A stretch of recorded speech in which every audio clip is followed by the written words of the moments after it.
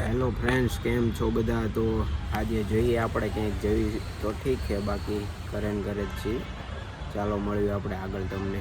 તો ગાઈઝ, આપણે આવી ગયા છે બાળકોના અનાથ આશ્રમ ગૃહમાં. ગુજરાત સરકાર દ્વારા માન્ય અનાથ આશ્રમ ગૃહ છે, ત્યાં આપણે કેમ્પસમાં આવેલા છીએ. જોઈએ અહીંયા કઈ રીતનું છે બધું. ચાલો મળીએ આપણે.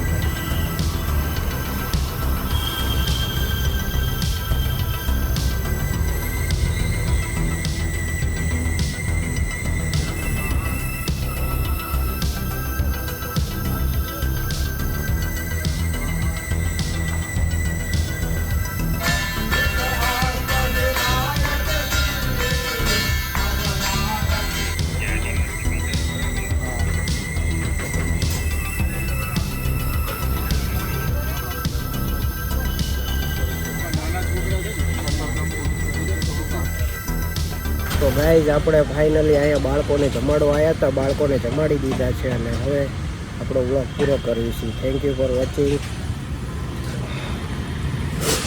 સારું કેમ્પસ છે અહીંયા અને ઘણા બાળકો બધા રહે છે. તો આપણે આવી ગયા છીએ વાળ કપાવવા માટે. અહીંયા ઓલરેડી સંજયભાઈ અને અંકિતભાઈ બે વાળ કપાવી રહ્યા હતા. આપણને મળી ગયા છે અચાનક બે. તો આપણે પણ હવે વાળ કપાવી લઈએ, પછી મળીએ આપણે. એક ભાઈ વાળ કપાવીને કમ્પ્લીટ તૈયાર થઈ ગયા છે. બીજાનું કામકાજ એ ચાલુ જ છે. પછી આપણે બે આ ભાઈ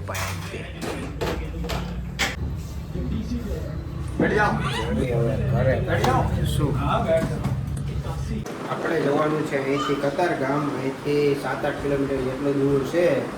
ત્યાં જઈશું અને ત્યાં બીજા ભાઈબંધો પણ આવવાના છે. તો બધા ભાઈબંધો ભેગા થાવી અને મળવી ત્યાં જઈને. આપણે આવી ગયા છીએ, ભાઈબંધના રૂમે પહોંચી ગયા છીએ અને આ બે આગોડા હાયલા જાય છે. અહીંયા ઉપર જઈને બીજા આગોડા મિત્રોને મળશું. ઉપર જાવી ધીમે ધીમે. હવે ચોથા માળે રહેતો એવું છે લગભગ. તો ચોથા માળે ધીમે ધીમે ચડવું પડશે.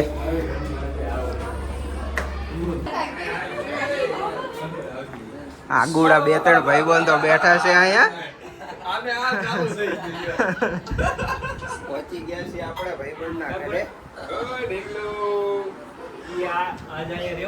જો અંકલ આવ્યા. અંકલ આ ગાંડો હે ને, આ ગાંડો હે ને, આ ગાંડો હે. એ એક દાન કાઢ દો, એક દાન કાઢ દો.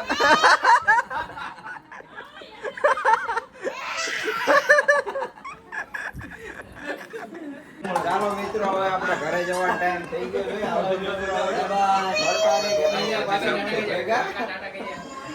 આવજો ભાઈ.